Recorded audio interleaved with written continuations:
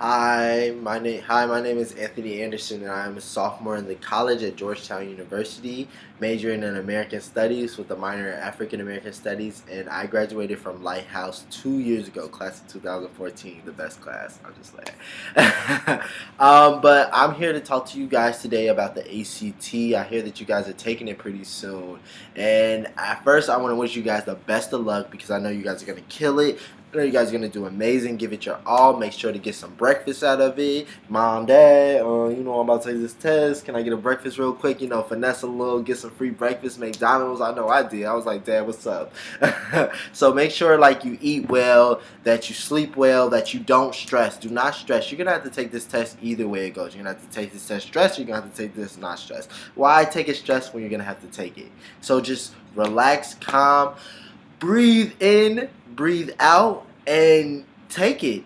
That's all you can do. That's all you can do is take it. And I also want to emphasize that when you take this test, do not let it define your intelligence. Do not let it define you as a person. Do not let it define what colleges you think you can and cannot get into. Because when looking at the college experience, colleges look at you as a whole person holistically. So they look at what you bring to the campus, your story. How have you struggled? How have you come through those struggles? What's your passion? Have you been a community builder? What have you done for your community? So they look at a lot of different things. Your GPA as well. They look at your GPA as well. So don't count yourself out if you don't get the score that you want on the ACT. Don't let it define your intelligence, especially because you guys are smart, if not smarter than some of the people at these colleges. You guys are amazing.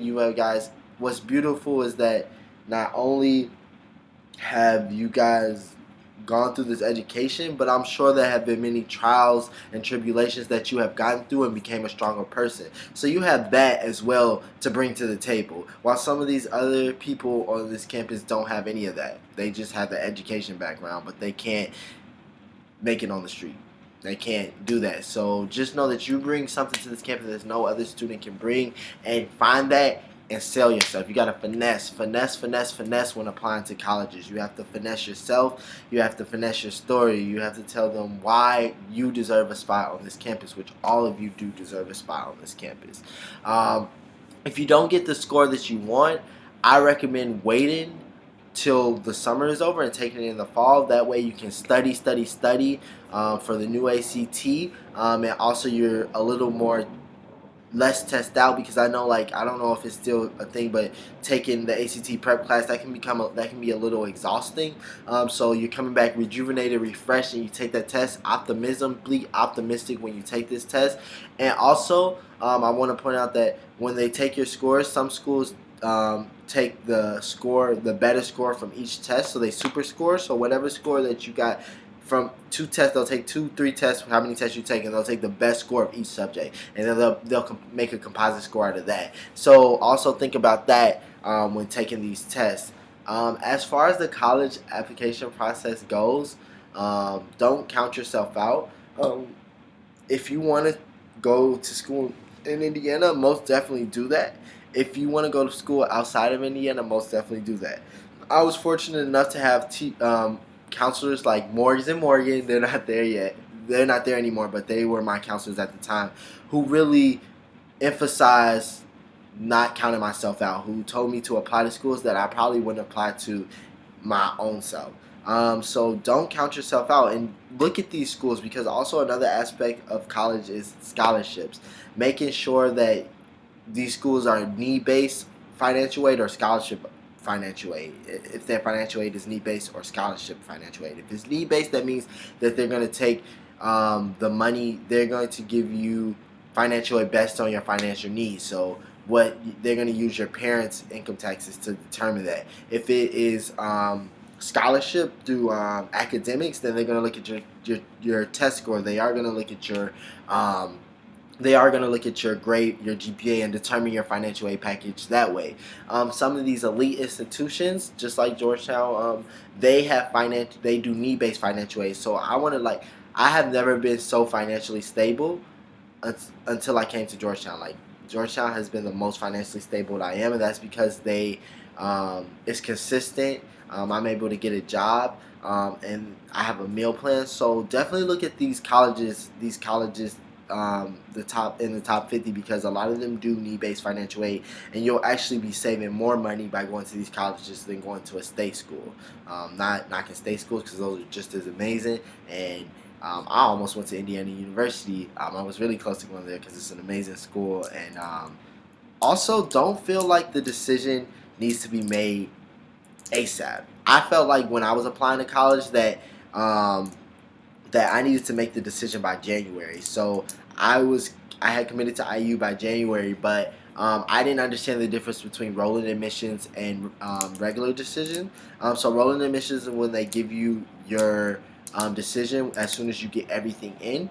And so you can have that decision as early as August. And then there are other schools who do regular decisions, so they don't give you your decision until April, and you have that whole month to decide if you want to go to that school or not. Also, deposits are another thing. I didn't really know about deposits, but a deposit is once you decide what school you're going to, they're going to ask a deposit so you can confirm that you're going to that school. Look at those deposits because some deposits are outrageous. I'm talking about anywhere between $50 to $900 to $1,000 to just to make sure to hold your spot. So make sure that you're looking at that and plan accordingly, looking at scholarships. Also for the guys interested in HBCUs, make sure that you're looking at scholarships because for HBCUs, like a lot of it's kind of hard to get scholarship, and that was the problem with me. I was thinking of going to Morehouse, but unfortunately the scholarship wasn't enough, and I hadn't looked at enough scholarships to kind of like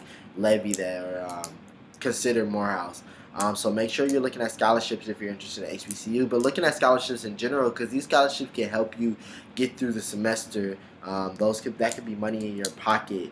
That could be books. That could be food. So make sure to definitely look at scholarships and utilize your resources. Also recommendations.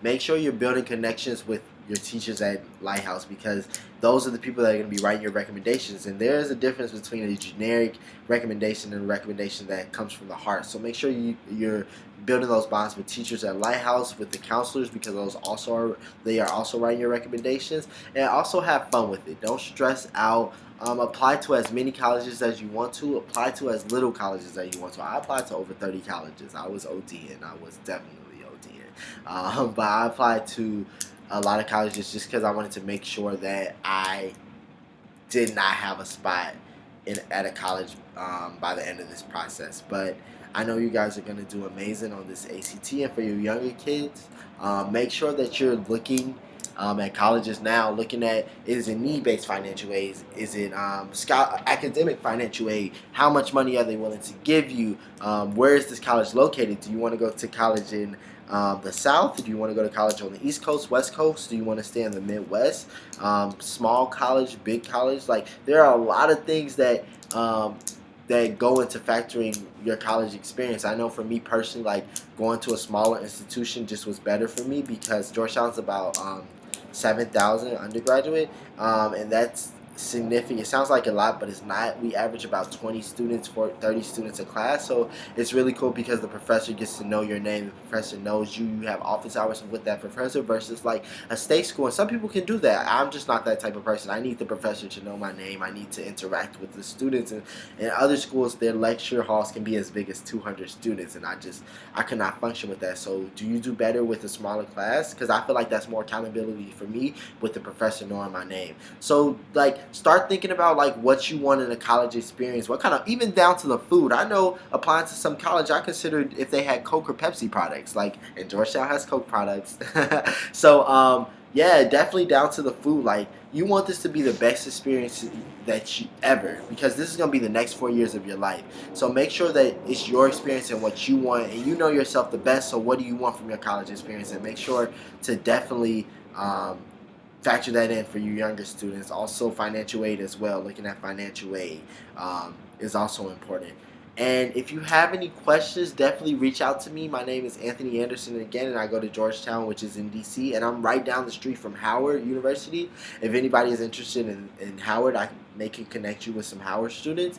But yeah, definitely hit me up if you have any questions about the college process, about my own experience at going to Georgetown, going to a prestigious university, going to a Catholic university, going to a predominantly white university. There are just so many things that I can talk about with you guys. Being LGBTQ at a university is also another factor. So definitely reach out to me if you have questions, because I'm here and I want to see you guys succeed. I want to see you guys at these amazing institutions, at other colleges. I just want to see you guys successful, and whatever success means to you, even if college is not the best bet for you. If you want to be an entrepreneur, hit me up, and we can talk about it, think through it. So get my number, email from Miss Nicholson, and I definitely will reach out to you accordingly. And for you juniors, again, best of luck. I know guys are gonna kill it on the ACT.